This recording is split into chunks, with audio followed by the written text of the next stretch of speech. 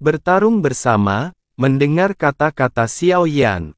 Xiao Yueli mengangguk. Setelah mendengar ini, dia perlahan-lahan menjadi tenang, dan kemarahan di hatinya memang membuatnya kehilangan akal sehat untuk sementara waktu. Secara logika, yang kami bunuh adalah seorang yang mulia dari Taiksu. Statusnya seharusnya sangat tinggi, tapi sepertinya tidak ada pengikut atau pembantu di sekitarnya, dan itu aneh. Untuk disebut yang mulia, mereka semua pastilah anak-anak pemegang tahta Taiksu, jadi Xiao Yan menganggapnya aneh. Mata beberapa sosok di Susenhao semuanya tertuju pada Xiao Yan dan Xiao Yueli. Xiao Yan mengabaikannya dan terus menyerang. Sebagian besar prajurit Taiksu dimusnahkan, diledakkan, dengan keabadian 50.000 dewa ditambahan Xiao Yan dan Xiao Yueli, jumlah prajurit Taiksu menurun tajam, dan tekanan yang dihadapi 50.000 prajurit dari alam abadi dan iblis kuno tiba-tiba menjadi lebih ringan. Pergilah, perintah Su Chao, tahan mereka dulu. Su Senhao masih dengan nada merendahkan. Su Chao mengangkat tangannya untuk memadatkan pedang pengejar jiwa Su di depannya. Pedangnya telah berubah menjadi hitam seluruhnya, sangat berbeda dari apa yang dilihat Xiao Yan sebelumnya. Kami Taiksu, selama kami cukup kuat, akan diberi hadiah pedang ini, tapi pedang ini akan dihancurkan. Karena saya memiliki pedang pengejar jiwa, saya telah menggunakan kekuatannya secara maksimal. Karena jiwa pedang ini dipraktikkan, masing-masing dipilih dengan cermat. Hanya orang yang memiliki kebencian yang sangat negatif dan berat yang dapat memenuhi syarat untuk bergabung dengan pedang saya ini. Selain itu, cara saya memahaminya adalah cara ilmu pedang. Dapat dikatakan bahwa mereka lebih kuat daripada harimau.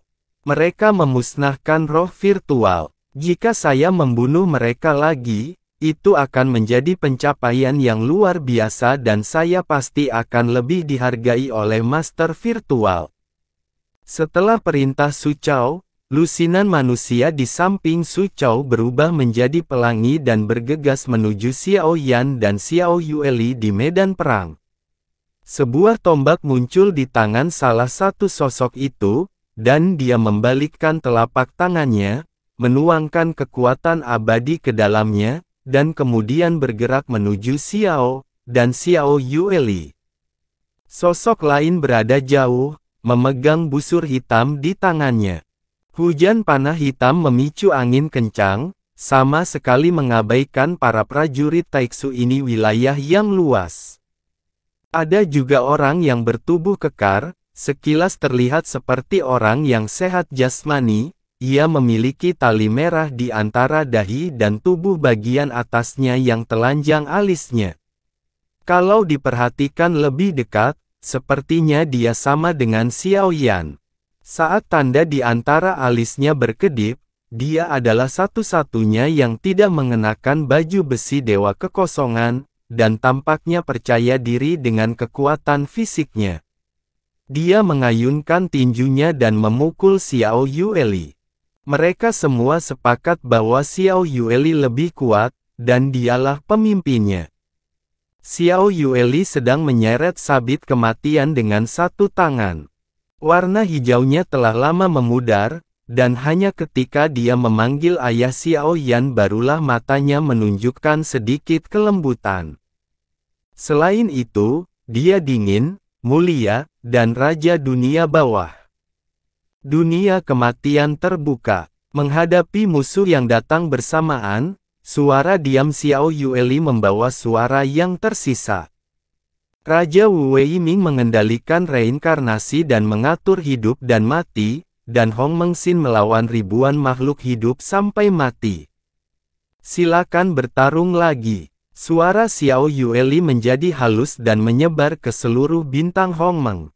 Jiwa-jiwa tak berdosa yang berkeliaran dan mayat-mayat yang belum membusuk bersinar dengan lampu hijau, dan lampu hijau menyala di rongga mata tengkorak. Hantu yang tak terhitung jumlahnya datang dari segala arah, dan jumlah prajurit kerangka hitam sangat mencengangkan sehingga tidak mungkin untuk menentukan jumlah spesifiknya.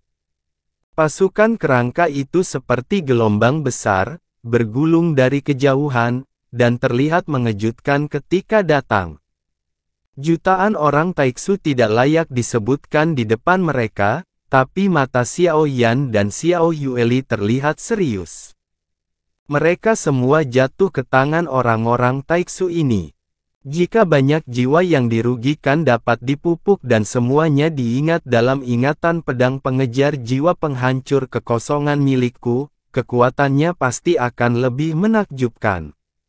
Namun di mata Su Chao, jiwa tak berdosa yang mengelilingi Xiao Yueli adalah peringatan sempurna atas pedangnya, dan pancaran kegembiraan keemasan muncul di matanya. Sepertinya dia tidak pernah memperhatikan pasukan tulang yang datang seperti air laut hitam. Dia tidak cepat atau lambat, terus-menerus mengingat pedang pengejar jiwa Void di depannya.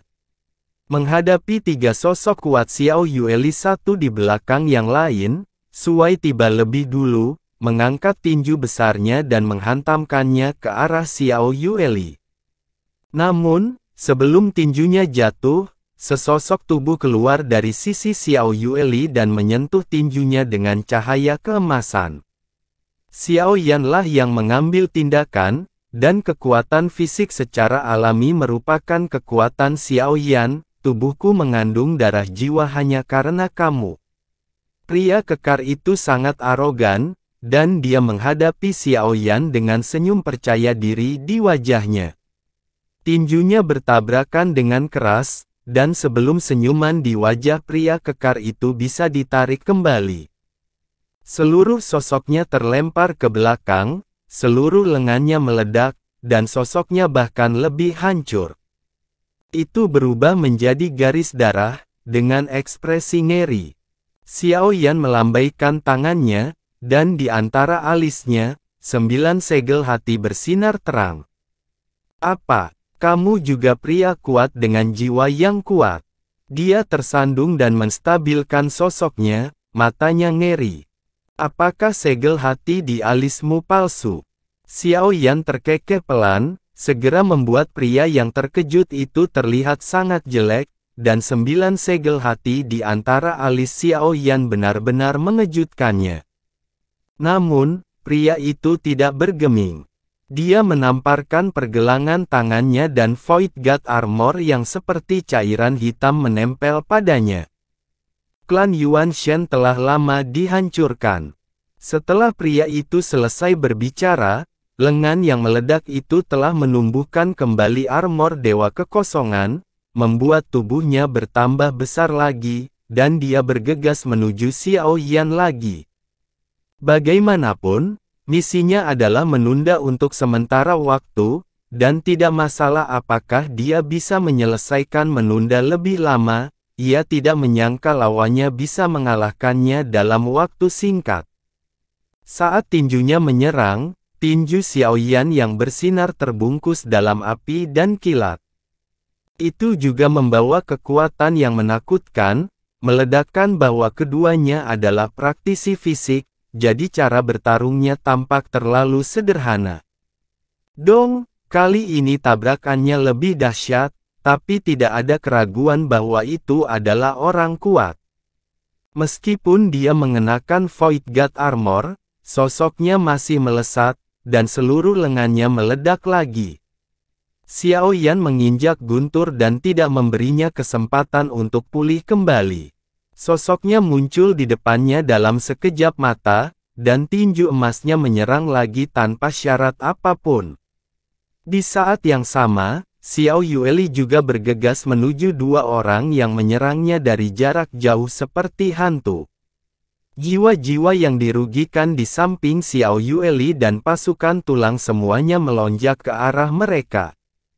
Sabit kematian Xiao Yueli diayunkan dengan cara yang paling brutal, dan cahaya hitam yang ditampilkan cukup untuk membuat mereka berdua mengeluarkan seteguk darah. Tiga orang yang memimpin tidak menahan setengah batang dupa sebelum mereka mundur dengan mantap. Tubuh fisik pria yang melawan Xiao Yan semakin hancur dan dia hampir kehilangan kekuatan bertarungnya.